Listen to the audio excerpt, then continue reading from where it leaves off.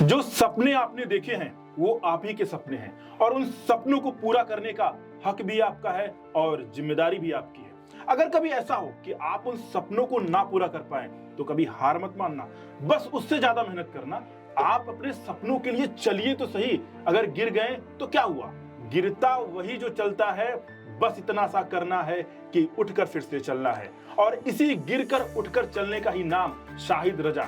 जी हाँ दोस्तों, आज के हमारे मेहमान कहना गलत होगा, आज के हमारे रियल ग्रुप फैमिली के जो मेंबर हैं उनके ऊपर ये शायरी बहुत सही फिट बैठती है, क्योंकि जिस तेजी से वो अपने सपनों के लिए काम कर रहे थे और एक टाइम पर ऐसा डाउनफॉल आता है, लेकिन उसके बाद वो हार नहीं मानते हैं, उठते हैं और एक नई एनर्जी के साथ काम करते हैं और काम इतनी तेजी और डेडिकेशन के साथ करते हैं कि महज 25 दिन में वो रियल ग्रुप कंपनी के को फाउंडर बन जाते हैं। जी हाँ, सिर्फ 25 दिन में। हेलो हाय नमस्कार, मैं आपका दोस्त आपका होस्ट देव त्रिपाठी एक बार फिर आ गया हूं एक नए पॉडकास्ट के साथ। जैसा कि आप सबको पता है कि रियल गुरु का ऑफिशियल पॉडकास्ट आप हमारे YouTube चैनल पर देखते हैं और उसमें हम अपने तमाम अचीवर्स को बुलाते हैं जो रियल गुरु कंपनी में किसी पद पर हैं या फिर जिन्होंने अच्छा खासा इनकम अचीव किया है। तो दोस्तों, आज के हमारे जो फैमिली मेंबर यहाँ पर आए हैं उनका नाम है शाहिद रजा और सबसे पहले हम उनसे जानेंगे उनकी जर्नी कैसी रही, लेकिन उससे पहले उनका हम स्वागत तो करेंगे। सर, बहुत बहुत स्वागत है आपका हमारे बहुत बहुत शुक्रिया। कैसे हैं आप? जी बहुत अच्छे। इससे पहले कि मैं पूछूं कि कैसी आपकी जर्नी रही, क्योंकि आपके बारे में सबसे इंटरेस्टिंग चीज जो मुझे पता चला कि 25 दिन में आपको फाउंडर बने हैं, लेकिन उससे पहले बताइए आपकी पढ़ाई कहाँ हुई है, कहाँ के आप रहने वाले हैं, थोड़ा अपने बारे में पहले आप बताइए। जैसा कि आप लोग को मालूम है, मेरा नाम शाहिद रजा है और मैं बिहार से रहने वाला हूँ। एक्चुअली हमारी जो स्कूल है वो इंग्लिश मीडियम से ही हमने मुजफ्फरपुर, जो हमारे बिहार में जगह है, पटना के बाद जो है सेकेंड मुजफ्फरपुर आती है, तो वहाँ से हमने स्कूल जो है वहाँ से हमने स्कूल का लाइफ कंप्लीट किया। उसके बाद जो है 2007 में हमने इंजीनियरिंग के लिए कोटा में आया। कोटा से हमने 2 साल में इंजीनियरिंग के लिए प्रिपरेशन किया। फिर वहाँ से हम लोग चले गए मद्रास के लिए। मद्रास में सत्यभामा यूनिवर्सिटी है, वहाँ से हमने बीटेक कंप्लीट किया। फिर हमारी जो है जर्नी आ गई नौकरी के लिए, तो हम 2013 में एज ए मैकेनिकल इंजीनियर हूँ मैं। तो 2013 में हम जो है अपनी मैकेनिकल इंजीनियरिंग की पोस्ट पे वहाँ पे बहाली हुई और हमारी जॉब जो है वहाँ से शुरुआत हुई। चलिए, बहुत अच्छी बात है। तो सर हमारे मैकेनिकल इंजीनियर है, तो जिनको नहीं पता वो जान जाए कि मैकेनिकल इंजीनियर है, अच्छी खासी पढ़ाई कर रखी है इन्होंने। तो अच्छी बात तो ये है। अब इसके बाद आपने जॉब स्टार्ट कर दिया। जॉब स्टार्ट करने के बाद आप फिर किसी कंपनी में आप ज्वाइन किया आप? एक्चुअली क्या हुआ कि 2013 में हमने जॉब के लिए अप्लाई किया और हमारा जॉब हो गया। फिर हमने A1 टेक्नोलॉजी में भी हमने एज ए प्रोडक्शन इंजीनियर के रूप में वहाँ पे गया, जो कि BMW स्विफ्ट फीगो कार की एसेसरीज पार्ट्स बनती थी। फिर 25 नवंबर 2015 को हमने अपनी जॉब को रिज़ाइन दे दिया। रीजंस एक्चुअली क्या था कि मेरा पहले से भी सोच था कि मुझे नौकरी नहीं करनी, बट जब भी आप इंजीनियरिंग फाइनल करते हैं तो हमारे सभी दोस्त जैसा डिस्कशन करते हैं, हर माँ बाप का एक सपना होता है कि आपको जॉब करना पड़ेगा, तो उसके लिए हमने जॉब किया। लेकिन मेरा जो मेन मकसद था कि हम कंपनी को समझे आखिर कंपनी में होता क्या, क्योंकि मेरा शुरू से सपना रहा कि मुझे कुछ डिफरेंट करना। तो हम वहाँ पर जो है उन सारी चीज़ों को समझे और हमें एक अपॉर्चुनिटी मिली कोऑपरेटिव का। कोऑपरेटिव में मुझे एक बहुत अच्छा बात ये मिला कि कंपनी में हमें सिर्फ सैलरी मिलता है और जहाँ तक बाउंडेशंस होता है, कभी आपको नाइट में भी काम करना पड़ेगा, आपका टाइमिंग रहता है इतना बजे, बहुत सारी रिस्पॉन्सिबिलिटी होती है।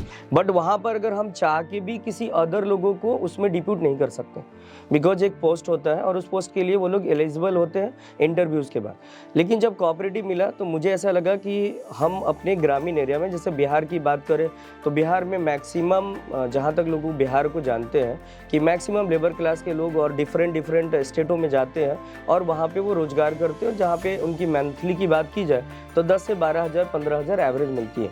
तो मेरा ये सोच था कि अगर हम वहाँ पर कोई ऐसा रोज़गार करें जिससे हमारे बिहार के बहुत सारे लोगों को रोज़गार मिले, तो हमने कोऑपरेटिव को ज्वाइन किया।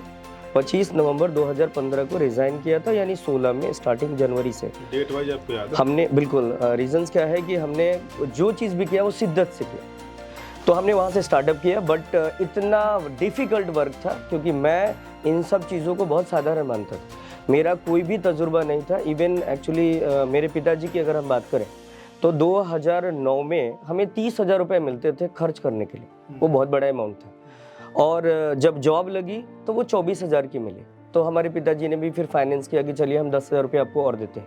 फिर जब हम बिहार आए और बिहार आने के बाद जब लोगों से हमारी मुलाकात हुई तो बहुत सारे ऐसे युवा थे जो स्कूल में पढ़ाई कर रहे थे और उनकी मंथली जो इनकम थी, आप सुन के हैरान हो जाएंगे, ओनली 3,000 रुपये। तो मेरे जमी पैरों से खिसक गई। मैं तो सोचता रह गया कि ऐसा है। बस उन्हीं लोगों के लिए हमने कार्य की शुरुआत की। बट ये इतना आसान नहीं था।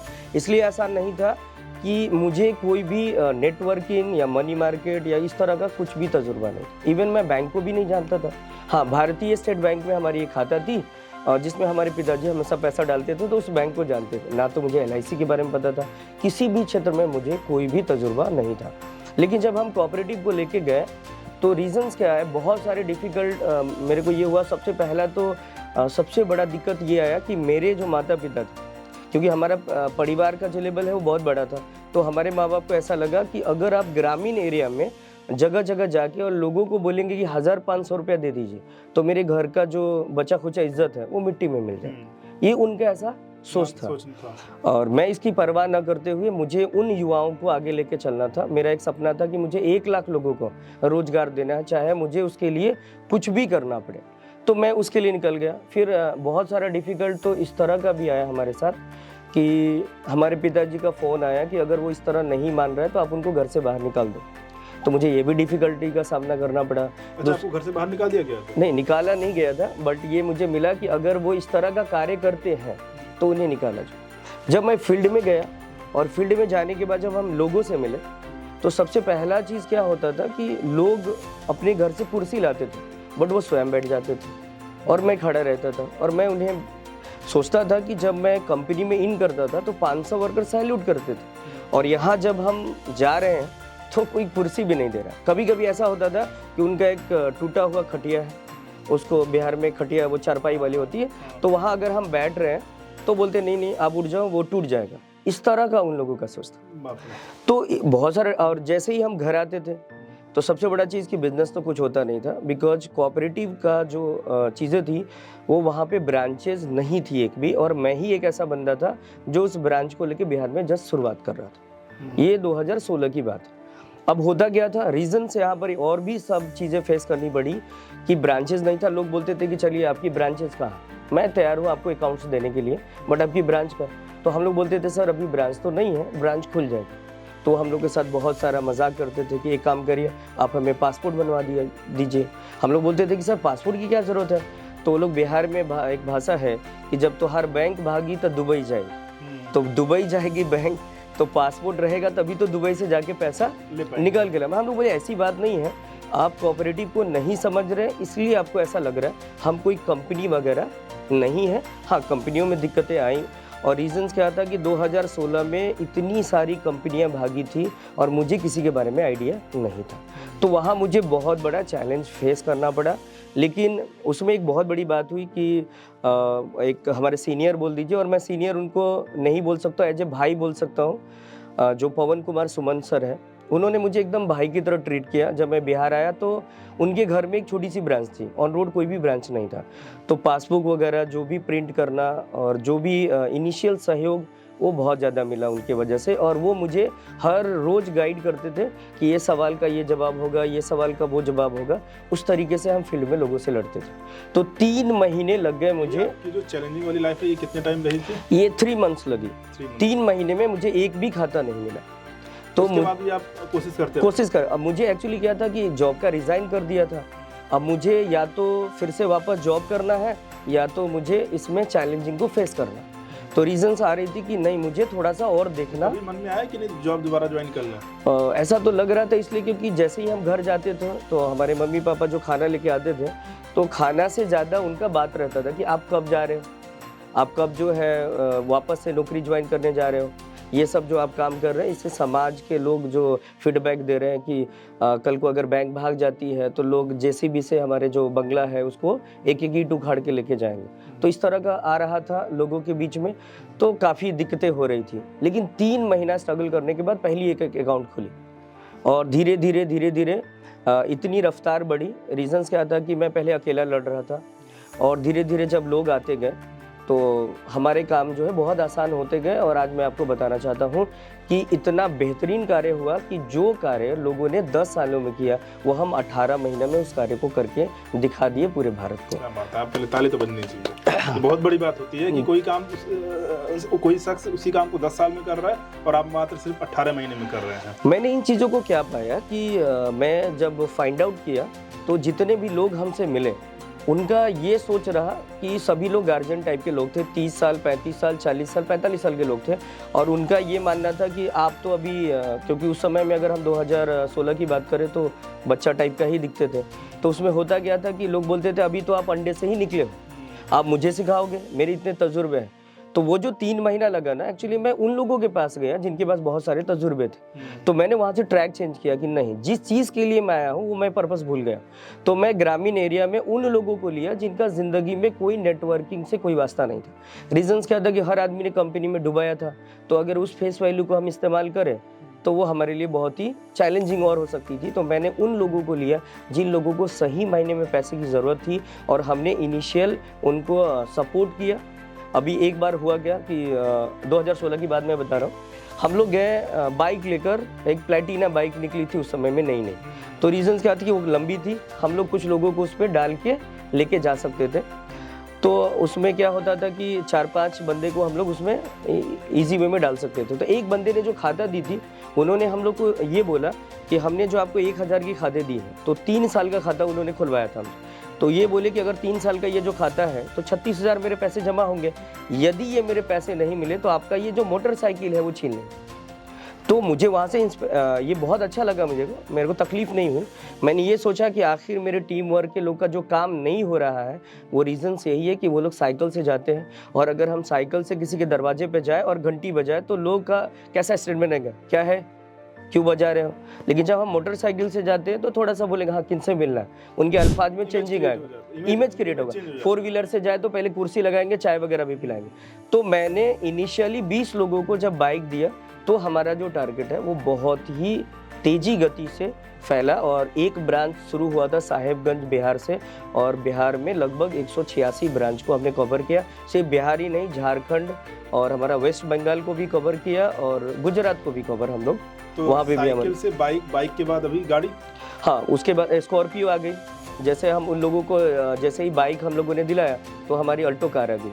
फिर जब हमारी अल्टो कार कुछ लोगों को हम लोगों ने इनिशियली अच्छा काम करने लगे तो अल्टो कार मिली, तो फिर हमारी स्कॉर्पियो आ गई।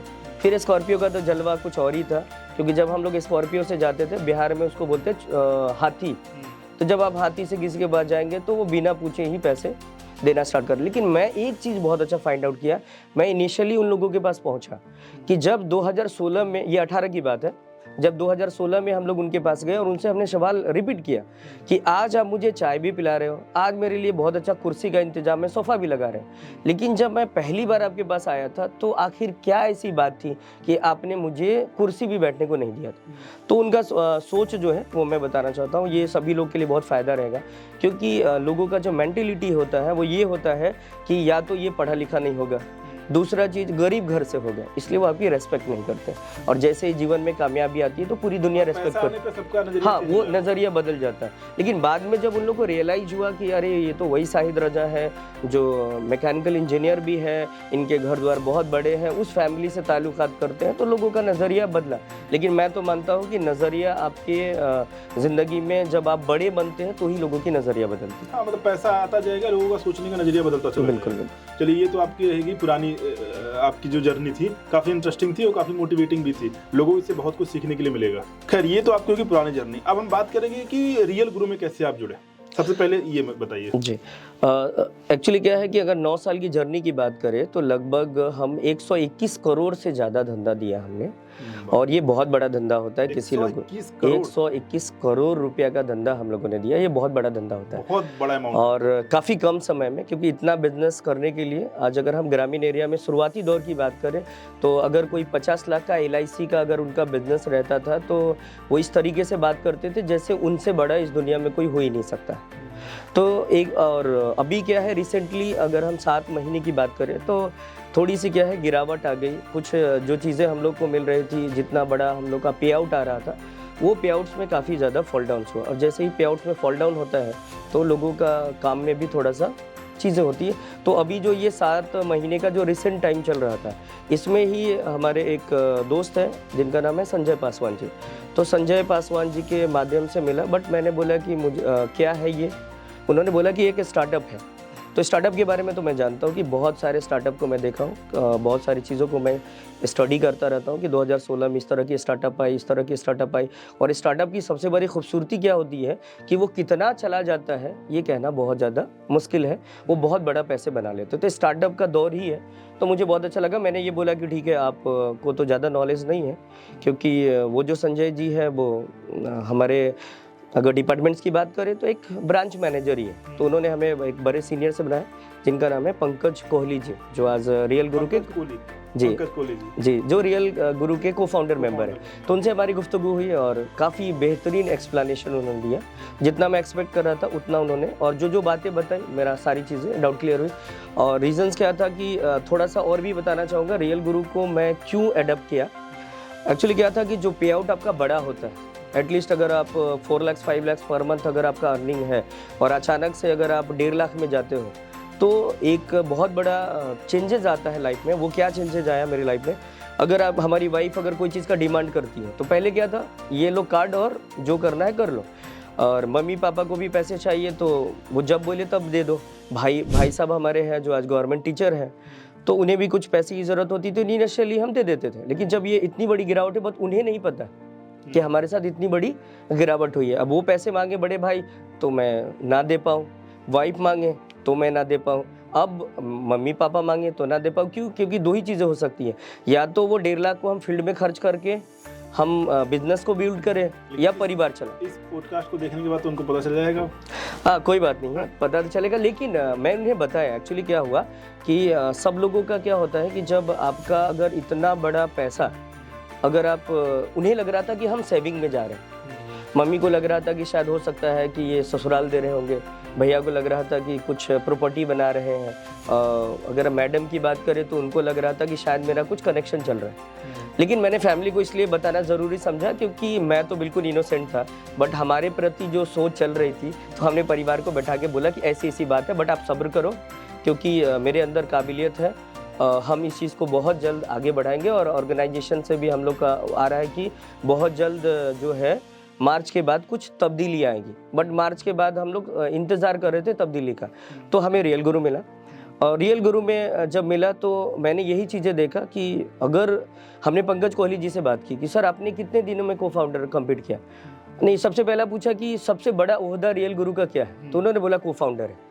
हम बोले ये को फाउंडर के लिए क्या करना पड़ता है, तो इतना इतना करना पड़ता है। हमने आपने कितने दिनों में इसको अचीव किया, तो उन्होंने बोला कि हमने इसको 45 डेज में किया। मैं बोला ठीक है, बट वो जो समय था वो रमज़ान का समय था। और रमज़ान में मैं बता रहा हूँ कि जीवन में आज अगर 9 साल की जर्नी की बात करें तो इतना मैं एग्रेसिव नहीं हुआ होगा, क्योंकि मुझे लग गया कि अगर मैं रियल गुरु में ऐसा कुछ कर लेता हूँ, उन्होंने आपके को फाउंडर का जो मेरे को ढांचा बताया था कि अगर आप ये कंप्लीट कर लेते तो इस तरह का चीज़ है, तो मेरा क्या था कि जो गैप था ना उसको मैं फुलफिल करने के लिए रियल गुरु को ज्वाइन किया, जो हकीकत है। और मैंने ये बोला कि मुझे तो पंकज कोहली जी के रिकॉर्ड्स को भी तोड़ने हैं, तो मैं अब ऐसा फैमिली को हो गया कि मैं 11 घंटे फ़ोन पे बात कर रहा हूँ। मैं आपको बता दूं, आपने सबका रिकॉर्ड तोड़ दिया है। उससे पहले हमारे कई लोग को फाउंडर बने हैं, लेकिन कोई भी को फाउंडर 25 दिन के अंदर नहीं बना। तो आपने जो रिकॉर्ड बनाया है ये किसी और के लिए भी तोड़ना बहुत मुश्किल हो जाएगा। रीजंस क्या है, मैं हमेशा यही चीज़ सोचता हूँ। आज अगर हमारे यहाँ क्रिकेट एसोसिएशन है, तो आज़ाद क्रिकेट क्लब हमारे ग्रामीण एरिया में है, तो वहाँ पे भी मैं बॉलिंग और एज ए बैट्समैन भी बहुत अच्छा, तो मेरा यही सोच रहता था कम बॉल में ज़्यादा रन मारो और ज़्यादा विकेट उड़ाओ। तो उस फील्ड में भी अच्छा रहा। अगर हम एजुकेशन की बात करें तो जीवन में आज तक सेकंड नहीं किया, सभी चीज़ों में टॉप ही किया। अगर फिर हम कंपनी की बात करें तो हमारा एक टेक में हम एक इंटरव्यू में 2-3 जगह सेलेक्ट हुए, विप्रो में भी हुए, बट वो आईटी फील्ड था, मैं उधर ध्यान नहीं दिया। मेरा मैकेनिकल कोर था तो मैंने मैकेनिकल को ही जो है प्रेफरेंस दिया। फिर जब हमें अगर बैंकिंग सेक्टर आया था तो मैंने पहला सवाल यही किया था कि ये कितने दिनों से चल रहा है और इसमें क्या क्या ओहदे हैं, तो सारी चीज़ें। स्कॉर्पियो मेरा एक सपना भी था, क्योंकि बिहार में स्कॉर्पियो का मतलब बहुत बड़ा चीज़ होता है, छोटी गाड़ी उतना अहमियत नहीं होता, स्कॉर्पियो बहुत बड़ी अहमियत होती है। तो हमने वहाँ पर भी ये चीज़ किया। और रियल गुरु में इसलिए फास्ट काम करना था इसके पीछे भी एक और बड़ी कहानी है और मैं शुक्रिया अदा करूंगा पंकज जी का कि उन्होंने मुझे फास्टेस्ट जो रनअप बनाने में उन्होंने मदद इसलिए किया क्योंकि उन्होंने मेरे को सीधा बोला सीट नहीं। अब मुझे को फाउंडर बनना है और मेरे पास उन्होंने लिमिटेड सीट दिखा दी। अब मुझे लगा कि अगर मैं फास्ट नहीं चला तो कोई ना कोई तो कर लेगा और बहुत सारे को फाउंडर उस समय में थे, तो जिसके वजह से मैं 11-11 घंटे बात किया। अब मेरे घर वाले को क्या लगा, मेरी पत्नी ने सीधा बोला कि अगर आपको इतना बात करना है तो आप बाहर वाले रूम में ही जाके अपना बेड लगा दो। मेरी अम्मी भैया लोग को लगा कि शायद कुछ प्रॉब्लम्स तो नहीं हो गया क्योंकि हम लोगों ने उसको डांटा या कुछ भी, तो उसको लेकर कहीं वो फ्रस्ट्रेट तो नहीं हो गया, उनको लगा कहीं कुछ तो हो तो नहीं गया। वो लोग अपना अपना सोच चालू कर दिए क्योंकि इतना ज़्यादा फ़ोन कॉल्स। मैं रमज़ान का समय था, एक तो फास्टिंग में हम लोग थे, इतना ज़्यादा बोलना ये भी एक बहुत बड़ा डिफ़िकल्ट और चैलेंज वर्क था। दूसरा चीज़ क्या था कि हम लोग 6 बजे के लगभग इफ्तार करते हैं, उस इफ्तार में भी मैं नहीं पहुंच पाऊँ और जब मैं पहुंचूँ तो लास्ट में थोड़ा सा पानी वगैरह मेरे को मिले, ये भी दिक्कत। 4 बजे भोर में हम लोग को सहरी करना पड़ता है, उसमें उठूँ तो मैं सोचूँ कि किसको कॉल लगा सकता हूँ। तो एक्चुअली अगर किसी चीज़ को आपको पाना है तो उसके लिए तो हाँ, ये आप एक कहावत सुना होगा आपने, लोग कहते हैं कि हर व्यक्ति से पूछे कि आपको क्या चाहिए, वो बोलते हैं स्वर्ग चाहिए, तो स्वर्ग के लिए मरना पड़ेगा। उसी तरीके से अगर हमें फास्टेस्ट को फाउंडर भी बनना था और पूरे इंडिया को दिखाना भी था, यही वजह रहा कि मैंने कंटिन्यू 25 दिन जो है 11-11 घंटे फ़ोन से बात किया, जिसके वजह से ये चीज़ें हो पाई। चलिए, ये तो बहुत अच्छी बात है कि आपने 11-11 घंटे काम किया और इसीलिए आप 25 दिन में को फाउंडर बन गए। और प्रमोटर कितने दिन में आप बने थे? प्रमोटर बनने में तो मेरे को लगता है कि लगभग 7-8 दिन लग गए थे। और जी बिल्कुल, और जैसे ही हम प्रमोटर बने तो मेरे दिल को बहुत खुशी हुई थी कि यार अब तो रियल गुरु के प्रमोटर बन गए। अच्छा, आप ज्वाइन करने से पहले आपने प्लान कर लिया था मुझे सीधे को फाउंडर बनना है? हाँ, जब पहली बार जब हमारी बात हुई थी तो सबसे पहला बात तो हमारा पंकज जी से हुआ था। तो पंकज जी से हमने ट्रेजेडी बना ली थी कि हमें करना क्या है। तो मैंने पंकज जी से बोले कि आपके जो सीईओ है वो उनसे हमारी बात करवाइए, हमें बात करनी है। तो जैसे हमारी मानस कुमार साहू जी जो आपके सीईओ एंड को फाउंडर मेंबर है, उनसे जैसे ही हमारी बात हुई थी तो मैंने सर को सीधा बोला था कि मेरे को सर पूरे इंडिया में आपका 20 ही सीट है, लेकिन मेरे लिए एक सीट रख दीजिएगा सर, चाहे कुछ भी हो जाए मुझे ये लेना है, मतलब लेना, ये मैं पहले ही डिसाइड कर दिया। चलिए, अच्छी बात है। तो 7 दिन में आप बन गए प्रमोटर। और नेशनल प्रमोटर? नेशनल प्रमोटर तो बहुत जल्द 1-2 ही रोज में बन गए क्योंकि लोग धीरे धीरे आते गए, क्योंकि जितना हमने मेहनत 11-11 घंटे करते गए तो ये वजह रहा कि रफ्तार पहले बहुत स्लो हो गई। और हमें लगा, पहले तो बोल तो दिए, लेकिन जब हम 8 रोज में प्रमोटर बने तो हमें लगा कि चलो भाई प्रमोटर मतलब 5% की हिस्सेदारी आ गई। और जैसे नेशनल बने 2-3 रोज के बाद तो 10 रोज में नेशनल हो गई, तो बड़ी खुशी हो गई कि भाई अब तो 100 लोगों में से आ गए। और कब जो है हम को फाउंडर बन गए पता ही नहीं चला, क्योंकि हमने उन लोगों को सेलेक्ट किया जिन लोगों को हमने ये आशा दिखाया कि यदि आप नेशनल कम्पीट कर लेते हो तो आपको एक बहुत बड़ा अमाउंट जो है इन फ्यूचर मिलेगा और इसमें रोज़ काम नहीं करना पड़ेगा, एक बार आप सेटलमेंट हो जाए। और मेरी एक बहुत अच्छी बात ये है कि हमने इन्वेस्टर को नहीं खोजा।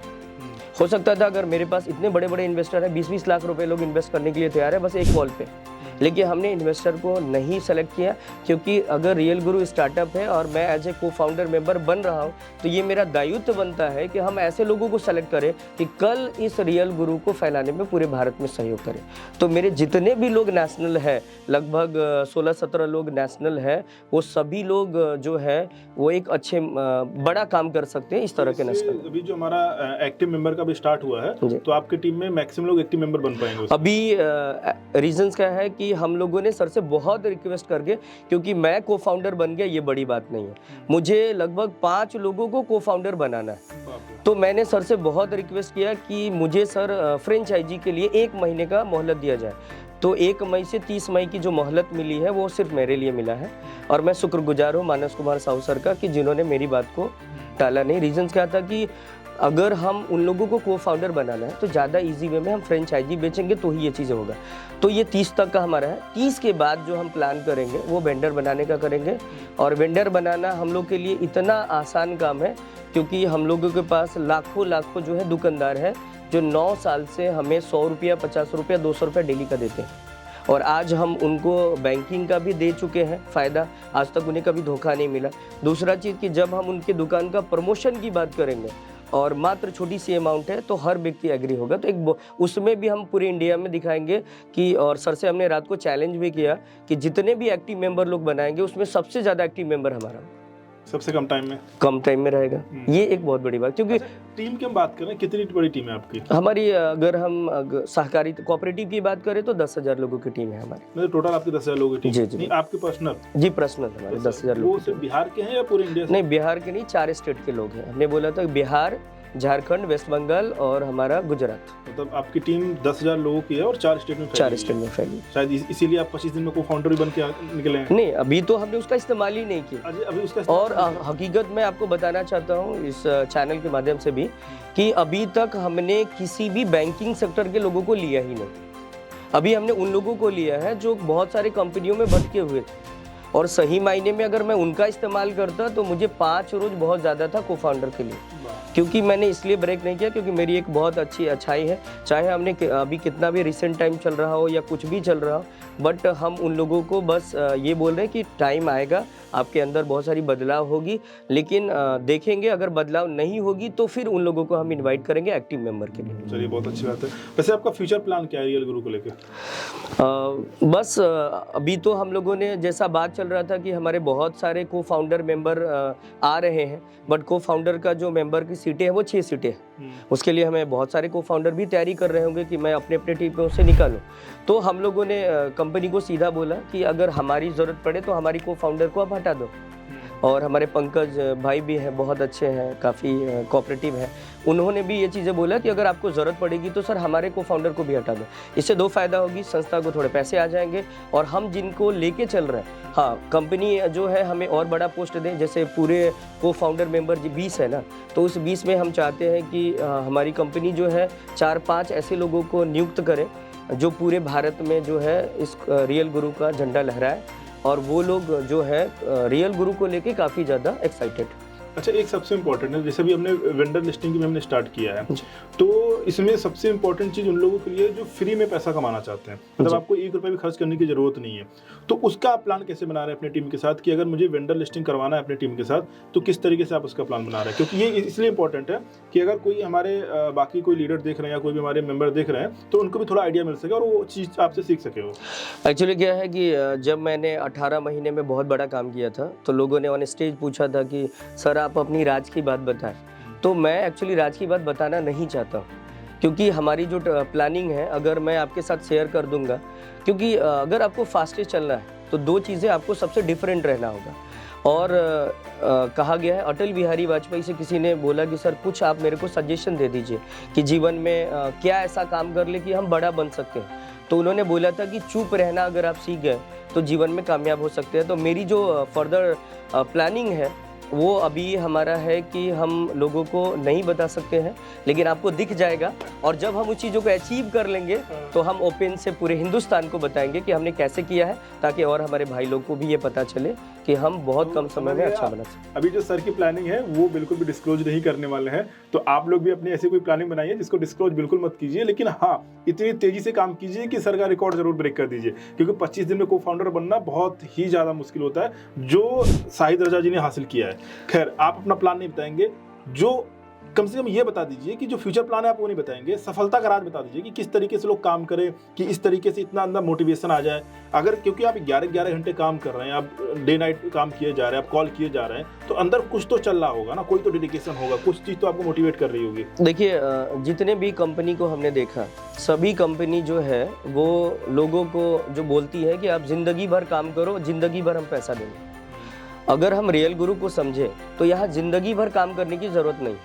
यहाँ गया है कि अगर हम मई की बात करें तो 1 महीना अभी हम लोगों को जो है हम लोग को टारगेट दिया गया है कि आप फ्रेंचाइजी को सेल करें, तो अभी हम लोग फ्रेंचाइजी पे फोकस कर रहे हैं। उसके बाद जो है हमें फोकस करना है कि हम वेंडर वगैरह कैसे बनाएं। तो सबसे बड़ा चीज़ है कि आपको खुद को समझना पड़ेगा, क्योंकि आपके अंदर जो काबिलियत है वो आपके सिवा कोई नहीं जानता।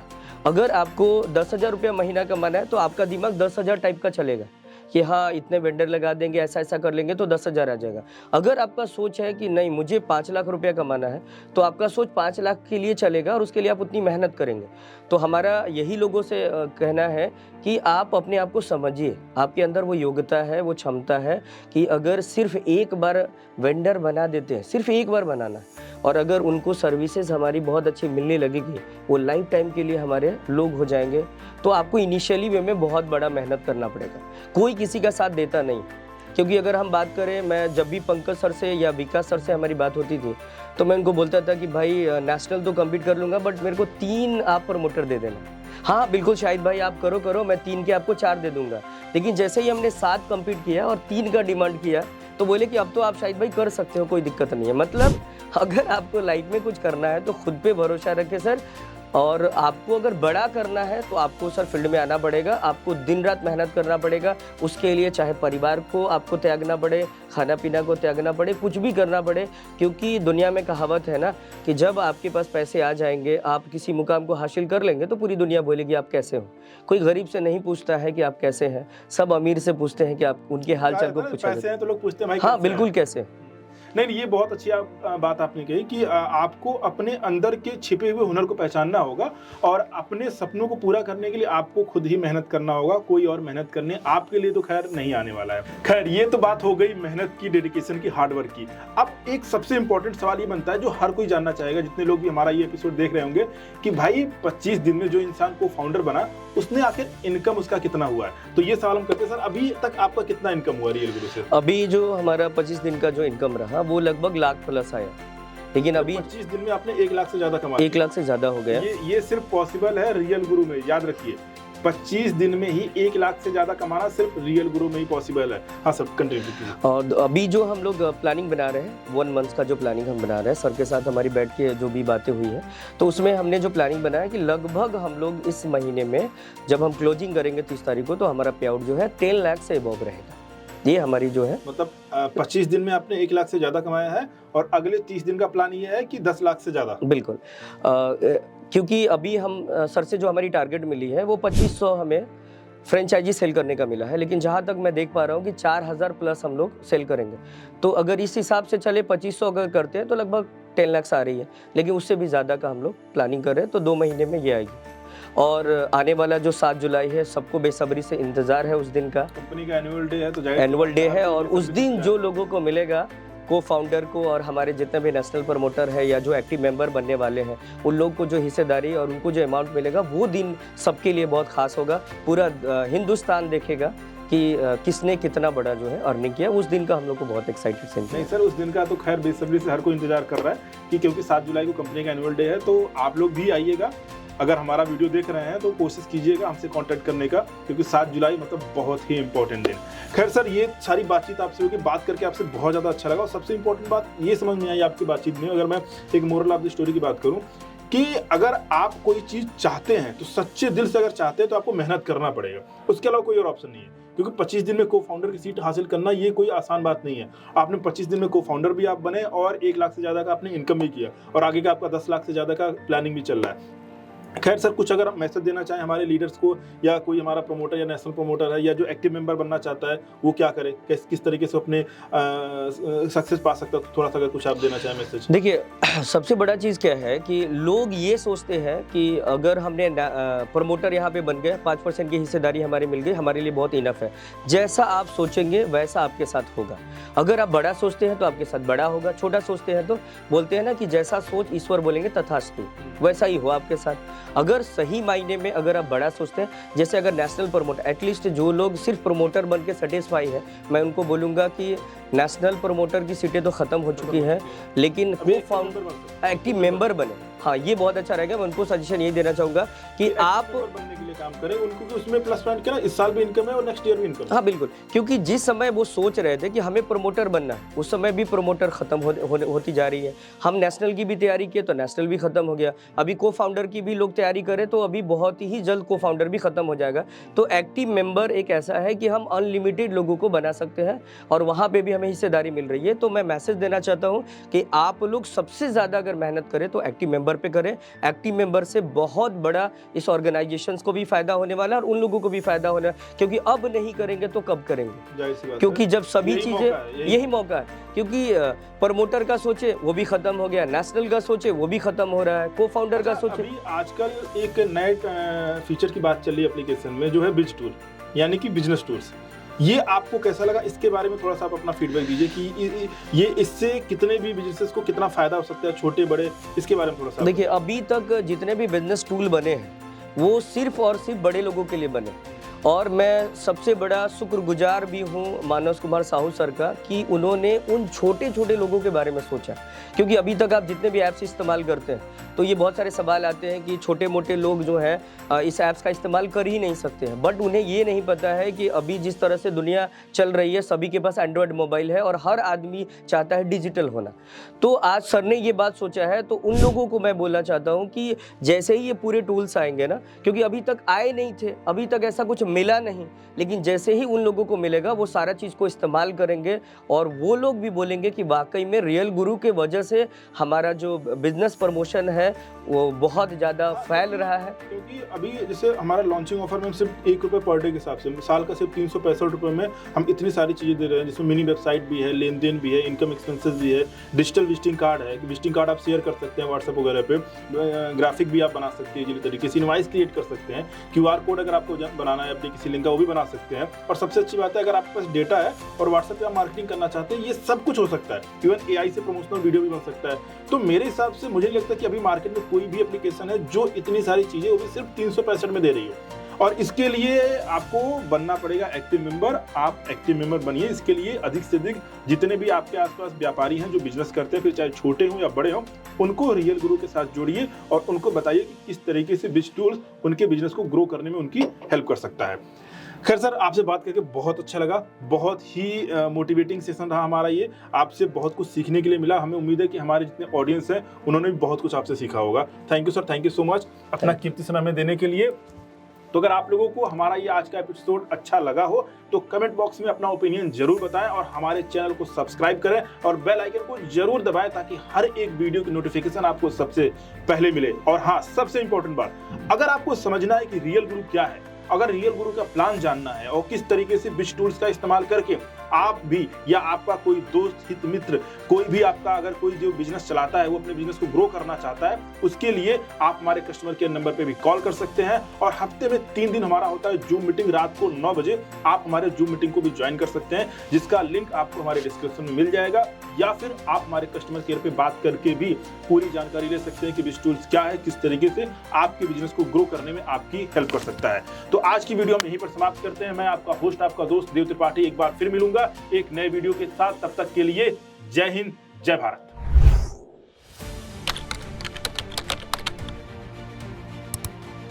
रियल गुरु, India's new local search engine. तो आज ही रियल गुरु सिलेक्ट करो, सही सिलेक्ट करो।